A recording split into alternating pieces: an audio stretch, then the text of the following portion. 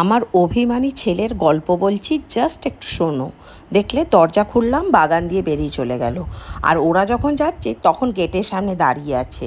মানে দুদিন আমরা কবিতা আর কবিতার পরিবার, মানে ওর ছেলে বর, ওদের কাছে রেখে আমরা একটু বাইরে গেছিলাম, মানে বাইরে যেতে বাধ্য হয়েছিলাম।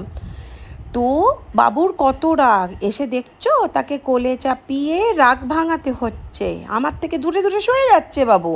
হ্যাঁ, আর এখন দেখো কবিতা বাড়ি যাচ্ছে, বলেছি কবিতা চলে যাচ্ছে, তো ছুটে গেটের কাছ পর্যন্ত চলে এলো। হ্যাঁ, সে ওদেরকে ছাড়বে না মনে হচ্ছে। দেখো দেখো কেমন পথ আটকে দাঁড়িয়ে থাকছে। মানে ওর কাণ্ডটা দেখলে তোমরা অবাক হয়ে যাবে যে এটা কোনো অবলা প্রাণী করতে পারে। কেমন করে তাকিয়ে তাকিয়ে দেখছে, দেখো দেখবা দেখবা আবার ছুটছে। ওই গেট দিয়ে দেখা যাবে, ওই গেট দিয়ে কবিতাদেরকে যতক্ষণ দেখা যাবে ততক্ষণ ও দেখতে থাকবে। আসলেও বলতে চাইছে, তোমরা দুদিন ছিলে না, তখন তো ওরাই দেখেছে, তাই ওরা আমার কাছে এখন সব থেকে প্রিয়।